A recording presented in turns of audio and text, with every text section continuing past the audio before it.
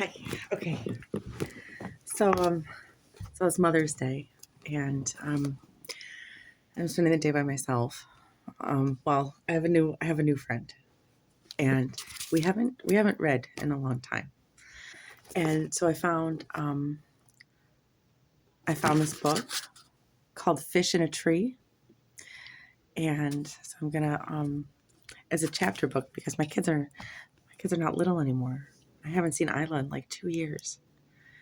My youngest, but yes, there's a quote that says, "If you judge a fish," the quote is, "Everybody is a genius, but if you judge a fish by its ability to climb a tree, it will spend its whole life believing that it's stupid." And and so when I saw this book, this is by Linda Mullally Hunt, and I read the back of it. It says, "Allie has been smart enough to fool a lot of smart people. Every time she lands in a new school, she's able to hide her inability to read by creating clever yet disruptive distractions. She's afraid to ask for help. After all, how can you cure dumb? However, Allie's newest teacher sees the bright, creative kid beneath the troublemaker and helps to shine a light on her gifts. As her confidence grows, Allie feels free to be herself and gets to know other kids who break the mold. When the outsiders start to fit in, surprising things begin to happen in Allie's classroom that show her there's a lot more to her and to everyone than a label." And it says, the review says, "Offering hope to those who struggle academically and demonstrating that a disability does not equal stupidity. This is as unique as its heroine." And I love those concepts.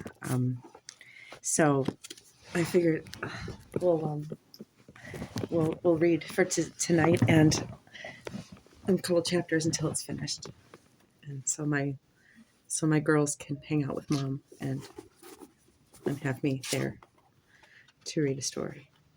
Okay. Chapter 1. Chapter 1. In Trouble Again. I haven't named her yet, Jasmine, so maybe Jazz can help me figure out what her name is going to be, okay? Or him, I don't know. We haven't done the gender reveal yet.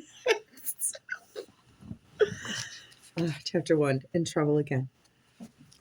It's always there, like the ground underneath my feet. "Well, Ellie, are you going to write, or aren't you?" Mrs. Hall asks. If my teacher were mean, it would be easier. "Come on," she says. "I know you can do it." "What if I told you that I was going to climb a tree using only my teeth? Would you say I could do it then?" Oliver laughs, throwing himself on his desk, like it's a fumbled football. Shay groans. "Ellie, why can't you just act normal for once?" Near her, Albert, a bulky kid who's worn the same thing every day, a dark t-shirt that reads Flint, sits up straight, like he's waiting for a firecracker to go off. Mrs. Hall sighs. "Come on now. I'm only asking for one page describing yourself." I can't think of anything worse than having to describe myself. I'd rather write about something more positive, like throwing up at your own birthday party. "It's important," she says. "It's so your new teacher can get to know you." I know that, and it's exactly why I don't want to do it. Teachers are like machines that take quarters for bouncy balls.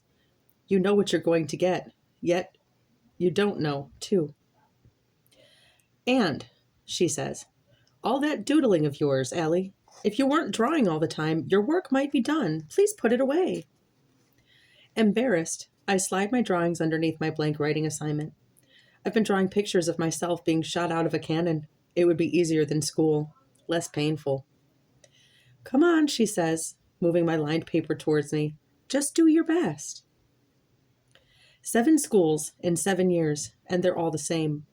Whenever I do my best, they tell me I don't try hard enough. Too messy, careless spelling, annoyed that the same word is spelled different ways on the same page, and the headaches. I always get headaches from looking at the brightness of dark letters on white pages for too long. Mrs. Hall clears her throat. The rest of the class is getting tired of me again. Chairs slide, loud sighs. Maybe they think I can't hear their words. "Freak, Dumb loser. I wish she'd just go hang by Albert, the walking Google page, who'd get a better grade than me if he just blew his nose into the paper. The back of my neck heats up. I don't get it. She always lets me slide. It must be because these are for the new teacher, and she can't have one missing. I stare at her big stomach. So, did you decide what you're going to name the baby? I ask. Oh, look, there's a baby. A baby that needs a name. Ha, I ask. Last week, we got her talking about baby names for a full hour of social studies. Come on, Allie, no more stalling. I don't answer. I mean it, she says, and I know she does. I watch a mind movie of her taking a stick and drawing a line in the dirt between us, under a bright blue sky. She's dressed as a sheriff, and I'm wearing black and white prisoner stripes. My mind does this all the time. It shows me these movies that seem so real that they carry me away inside of them. They are a relief from real life. I steal up inside, willing myself to do something I don't really want to do, to escape this teacher who's holding on and won't let go. I pick up my pencil, and her body relaxes, probably relieved that I'm giving in. But instead, knowing she loves clean desks and things just so, I grip my pencil with a hard fist and scribble all over my desk.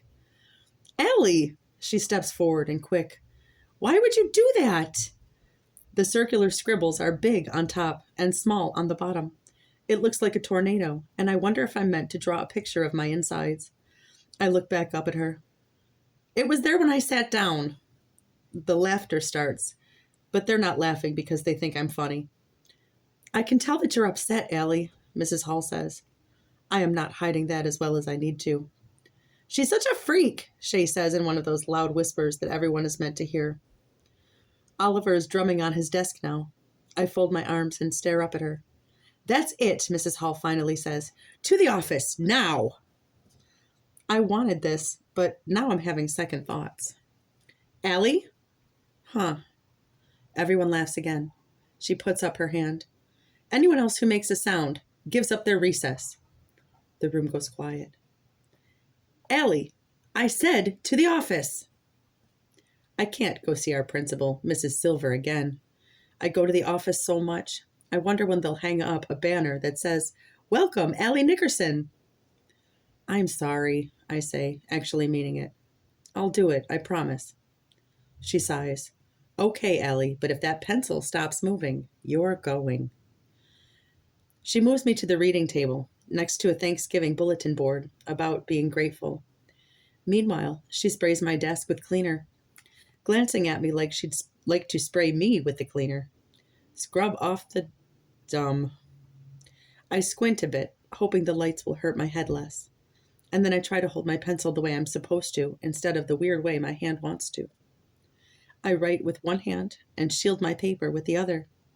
I know I better keep the pencil moving, so I write the word why over and over, from the top of the page to the very bottom.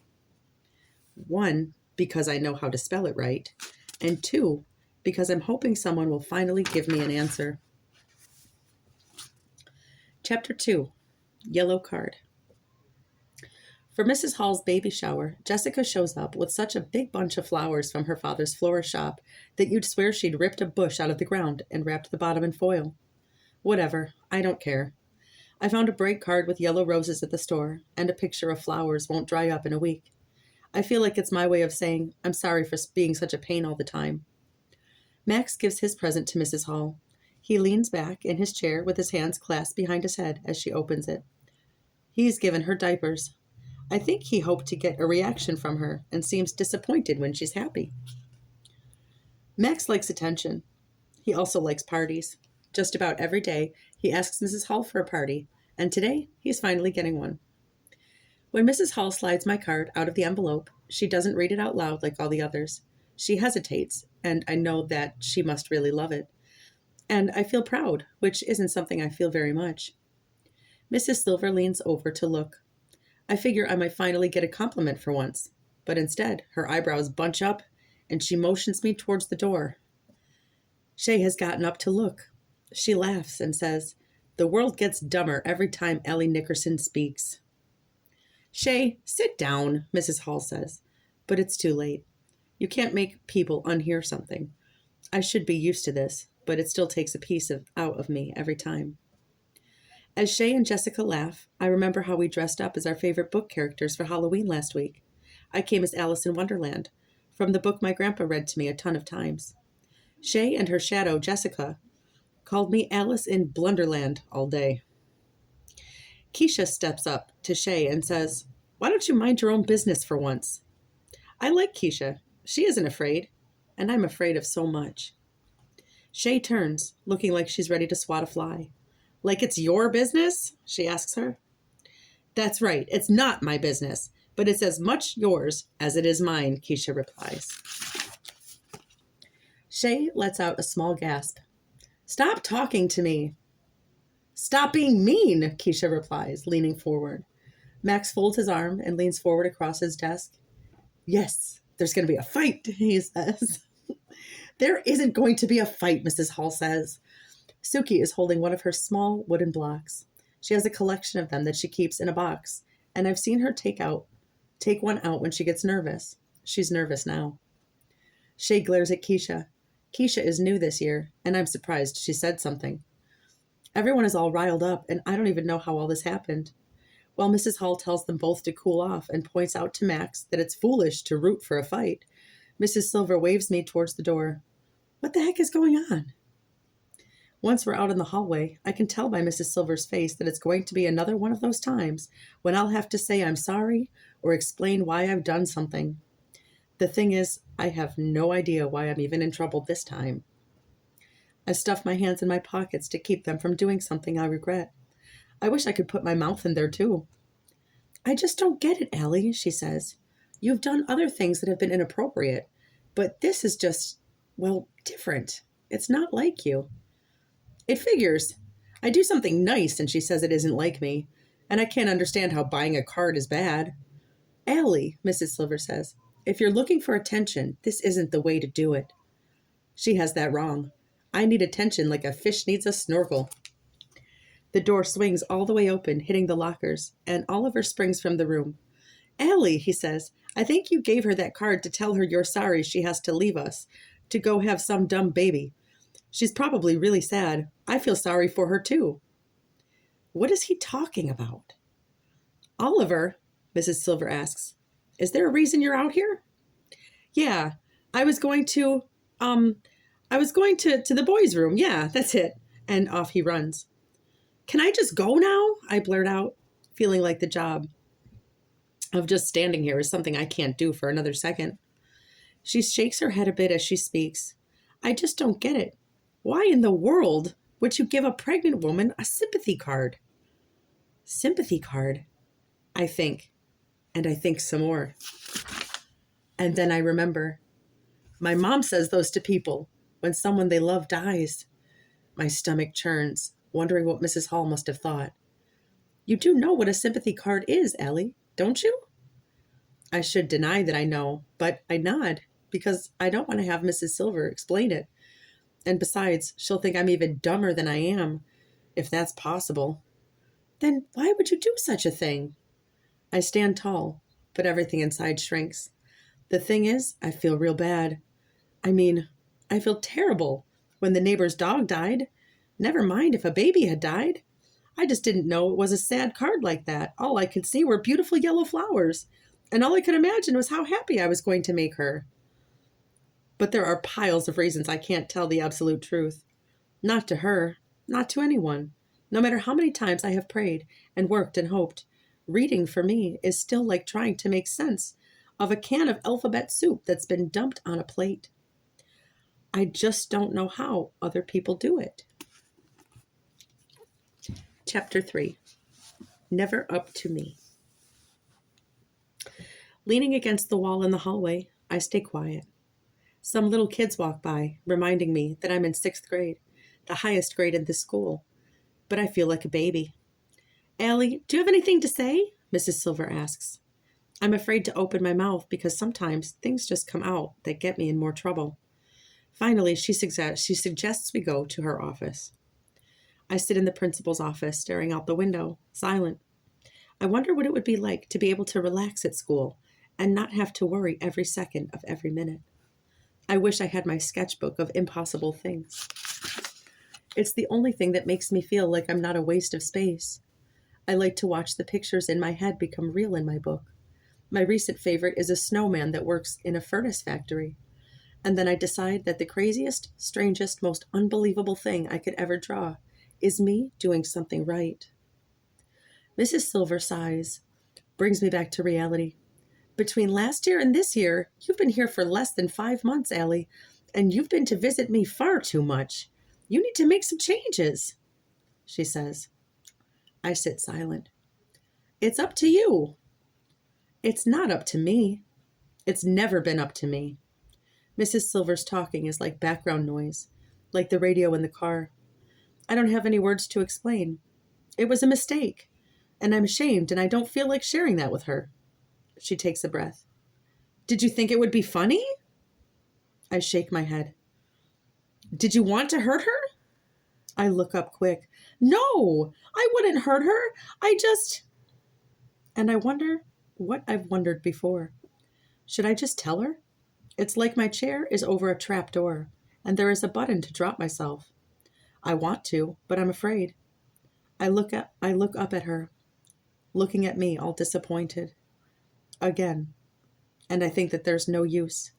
They already think that I'm a pain, so why add dumb to their list? It's not like they can help anyway. How can you cure dumb? And so I look out the window again, remind my mouth to keep shut. I've learned from the 7 different schools I've been to that it's better to stay quiet. Never argue unless I really have to. I realize that both of my hands have curled into tight fists, and Mrs. Silver is looking at them. She sits down in the chair next to me. Allie, sometimes it seems that you just want to get in trouble. She leans forward a bit. Do you? I shake my head. Come on, Allie. Tell me what's going on. Let me help you. I look at her quick and then away. I mumble. No one can help me. That's not true. Will you let me try? She points at a poster on the wall. Can you read that for me, please? She says, out loud. The poster shows 2 hands reaching for each other. Great. Probably some sappy saying about friends or sticking together or whatever. I don't even have any friends. Come on, Allie. Read it for me, please. The letters on the poster look like black beetles marching across the wall. I could probably figure most of them out, but I'd need a lot of time. And when I'm nervous, forget it. My brain goes blank like an Etch-a-Sketch, turned upside down and shaken, gray and empty. Well, what does it say? She asks again. I don't need to read it to you. I get it, I say, trying to bluff, staring her dead in the eyes. Believe me, I know all about it already. I don't know about that, kiddo. I think you might need to work on it a bit. Now I wish I knew what the poster said. I don't look at it, though. Then she'll want to talk to me about it more. The bell rings. Mrs. Silver rakes her hair with her fingers. Allie, I don't know if you thought the card would be funny, or if you are upset that Mrs. Hall's leaving or what, but it feels like you've crossed a line this time. I imagine myself crossing the finish line, my body breaking the bright red ribbons, the crowd cheering as confetti spins through the air. But I know this is not what she means. As of Monday, your new teacher will be Mr. Daniels. Let's try to avoid any negative consequences, okay? I think about how me avoiding consequences would be like the rain avoiding the sky. She waves me out, and as I stand, I look at that poster again. I wish I knew what it was I should learn, because I know that I shouldn't know a lot more than...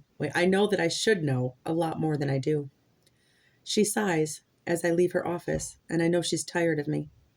Even I'm tired of me. As I run from the office, the hallways are filling with kids. I head back to my classroom to apologize to Mrs. Hall before the buses leave. I run up behind her, tap her on the shoulder. When she turns and looks at me, her face goes sad before straightening out.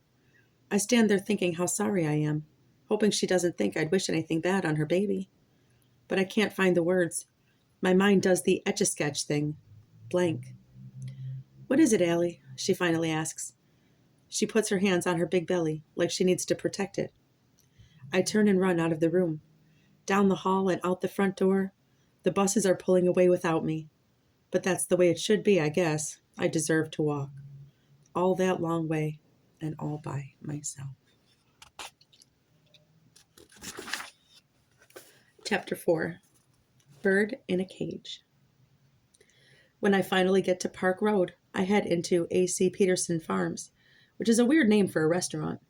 They have pictures of cows inside and outside, but it's on a busy street with tons of stores. I wonder if there's a restaurant somewhere in the middle of nowhere named Crowded City. My mom is waiting. Where have you been? I've been worried sick, she says, wiping her hands on her apron. I missed the bus and had to walk. She shakes her head. Sit yourself down right there and start that homework of yours, she says, nodding towards the end of the counter. The same place I always sit. A place where she can keep an eye on me, she says. Anything you want to tell me? She seems tired. They called you, didn't they? I ask. Yes, and I don't know why you would do such a thing, Allie. She sounds sad instead of mad, which is worse, I think. There's a tray full of glass sundae dishes filled with brightly colored ice cream. Strawberry, pistachio, black raspberry, pink, green, and purple. I like the colors next to each other. I wonder what kind of impossible things I can draw about ice cream. Maybe melting rivers of it. And a man with a cone-shaped head sitting in a banana split dish, rowing with a spoon. Allie, are you listening? Oh, sorry, I mumble, pushing off the floor with my foot to spin on the padded stool. I just don't know what to say anymore. My mom's boss looks at her over his glasses. She drops to a whisper. Just do your homework. We'll talk at home. And please, no spinning on that stool. I'm sorry. I am. I really thought Mrs. Hall would like the card. How could that be? She says as she picks up the tray of ice cream and moves away. I pull out a book and open it, but the letters squiggle and dance. How are other people able to read letters that move? So instead I stare at the streaming liquid dripping into a coffee pot and start thinking of steaming volcanoes and dinosaurs standing around drinking coffee, staring up at the giant meteors soaring through the air, commenting on how pretty it is. And I think about how lucky they were that they never had to go to school. I grab a napkin and begin a drawing of them for the sketchbook of impossible things. Soon, my mom's brown and white checkered apron is in front of me. I look up. I swear it. I didn't know it was a card for dead people. It's a sympathy card, she says. And it's for the people that miss the person that has died, not for the dead. Well, don't you think the dead person deserves a card more than anyone? And she laughs. She leans her elbow on the counter and lifts her other arm to put her hand on my face. It's warm and I'm so relieved that she isn't mad at me. You're funny. You know that? Then she pulls over the napkin with the dinosaurs holding coffee cups. What's this? Just an idea I have for the sketchbook of impossible things. She stares at it. Aw, your grandpa knew you were talented, and he'd be so proud of how hard you're working on your art. And he would love that you named your sketchbook after Alice in Wonderland. He had such fun sharing that book with you. She looked up at me, just like he shared it with me when I was young. Alice in Wonderland, a book about living in a world where nothing makes sense, made perfect sense to me. I miss Grandpa, I say. 3 words that hold sadness like a tree holds leaves. Me too, sweetheart. I miss how he'd move from place to place with us whenever Dad got stationed somewhere new or deployed. It's weird to think he doesn't know that we've moved again. She taps the end of my nose. I don't know, sweetheart. I think he knows. Just then, voices I recognize come through the glass door. It's Shay and Jessica. When I turn around, Shay says, Well, look who's here. It's Allie Nickerson. They know my mom works here and have seen me here before, so I figure it isn't a coincidence that they're here. Allie, Shay says, you never came back to class. We were worried about you. What a joke that is. I turn back around while they whisper. Then Jessica asks, why don't you come sit with us? Her voice reminds me of a pin hidden inside of a candy bar. Eek.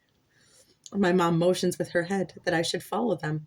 Go ahead, sweetheart. You could take a break. I give my mom the please just stop eyes while Shay mimics the word sweetheart in a baby voice. I guess my mom didn't hear because she whispers, new friends would be good, Allie. It wouldn't hurt you to at least give them a chance. Someone comes to seat them, but Shay asks, can we just sit at the counter? Great. Once they sit, there are 2 stools between them and me. My mom leans in and whispers, why don't you move down and sit with them? They're reaching out, Allie. Reaching out with a bottle of poison. I think back to one of our apartments where the landlords kept llamas in their field. I loved them, but Mom said they smelled. I whisper back, it's more likely that you'd buy me my own pet llama than me sit with them. She half smiles. What shall we name the llama? I squint and shake my head. She makes that exasperated sound, so stubborn. Shay and Jessica stare at us like 2 cats watching birds in a cage. My mom takes her pad out and walks over to them.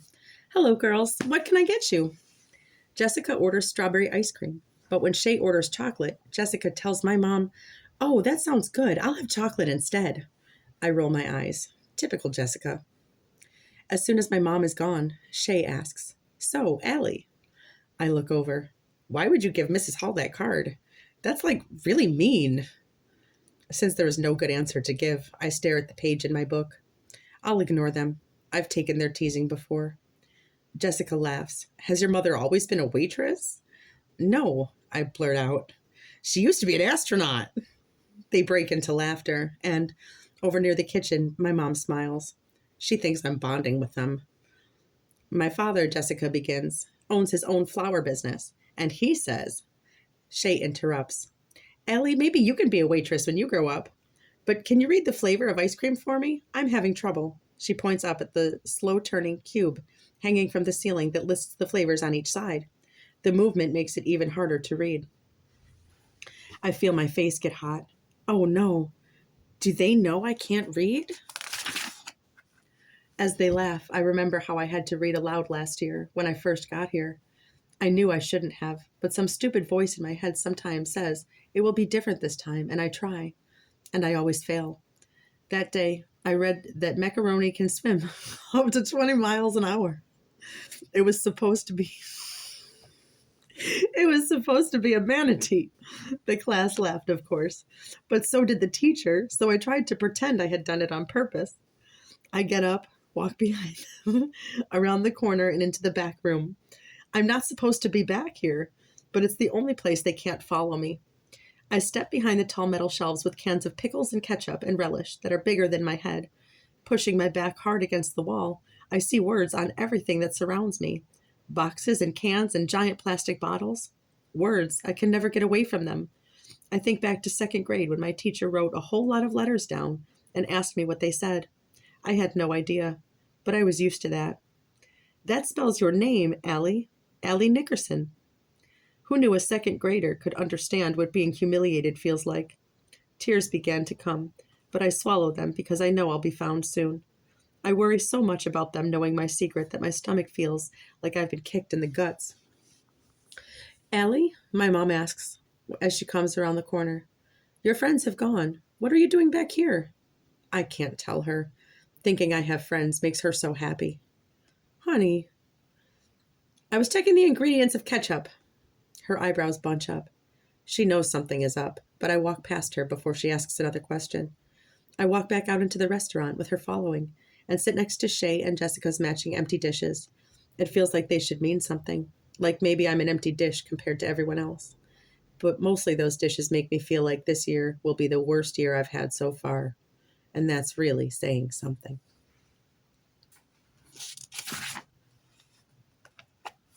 I'm going to stop here for now. And I'll come back tomorrow and read some more. Good night, girls. I love you. Happy Mother's Day.